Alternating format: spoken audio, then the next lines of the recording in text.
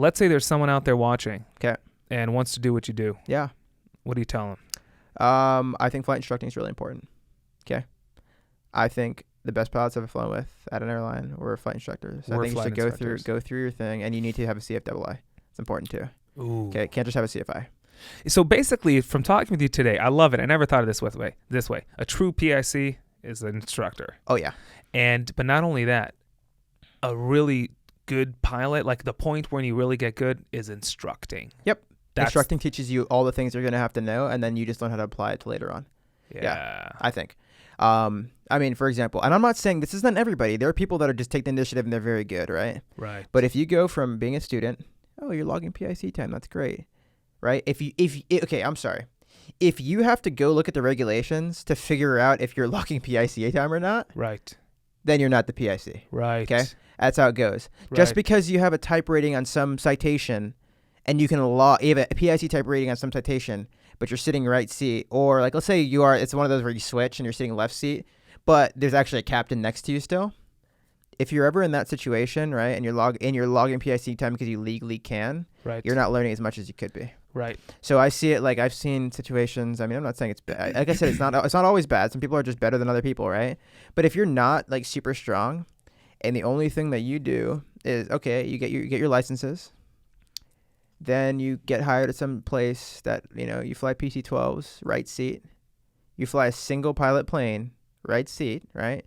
There's a captain making the decisions in a single pilot plane, and you're sitting there logging time as SIC or whatever it is, or maybe PIC time because you have a high performance endorsement and a high altitude endorsement, right? So you can legally log PIC time, right? Okay, so if you're doing that, and then let's say the company's like, hey, we upgrade people to captain at 1,500 hours, but you don't want to stay there. So you're like, I'm going to jump ship. I'm going to an airline.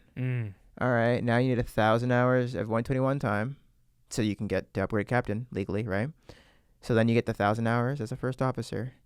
And then now you're actually the captain of an airliner in a 121 environment when you have never been the PIC before. Right. Wow. And that happens, and that's where you find situations where the first officer is just a better pilot than the captain. Now, I'm not saying like the captain, and there's levels to things, right? Let's talk about levels.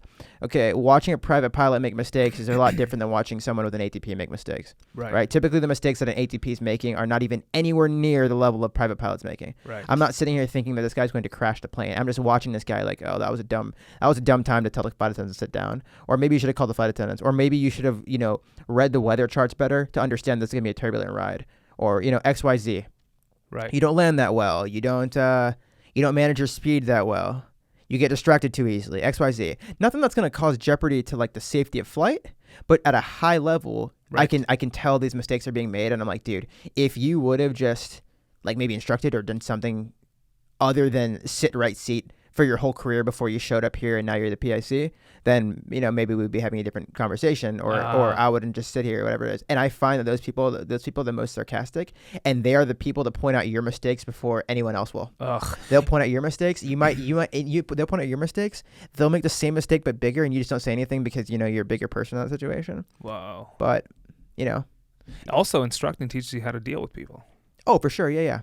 Pick your battles. I don't care. If someone's going to call me out and tell me that they didn't like this that I did, right? Because someone wanted to compliment me on my landing, and they'd be like, oh, yeah, the landing was fine, but like the approach was, unstable. Well, if it was so unstable, why didn't you call go around, buddy? It couldn't have been that unstable. Right. You know what I mean? Just why say anything? Someone gives me a compliment, just leave it alone. Just because you're not getting compliments because you don't have good landings doesn't mean that you need to take away from my good landings. You know? Right. And that's how it goes sometimes. Right. That's just personality differences typically. Now, people are definitely varying in ability. But I mean, let's be real here. The differences aren't huge. It's not like massive stuff. It's like a tennis player, okay? Or like any professional sports player. I just think of tennis because it's an individual sport, right? Golfer. Golf, I can't really understand that situation. But tennis, okay, you have the world number one, it's changed now, but let's say Djokovic, right? Djokovic, great player. Roger Federer, great player. Rafael Nadal, great player, right? They absolutely dominate the sport, right? They will take the number 500 ranked player in the world, and they will beat that person to a pulp. They will beat them in 2 sets, right? Typical time. Let's say it's 40 minutes a set or whatever it is. They'll beat them in 2 sets in about 20 minutes each time. They'll probably finish the match in under an hour. They will destroy that person. That person is the 500th best tennis player in the world. We have we have over 7 billion people on Earth, and you're number 500, right? You are you're an amazing athlete. You are incredible at your sport, but somehow you're still getting pummeled by someone else who's that much better than you, even though that you can beat literally everyone else except for everybody above you, right? I mean, obviously you can rank up or whatever it is. You get what I'm saying, though? Right. But as a tennis player who's not even near a professional level, right, and you're watching it, you're like, the little things that this person can do better.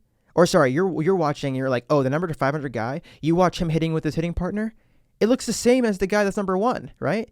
But there's somewhere in there, right, where the number 1 player in the world, right, is taking this tiny, minute detail, exploiting it to the point where he can just demolish someone that you're watching. You're like, this is the best tennis player I've ever seen in my life. I've never seen anybody hit this well. He's hitting so hard. I don't even know how anyone returns any of his balls, XYZ. And then there's someone else that's so much better than this guy that he makes this guy look like he's never played before.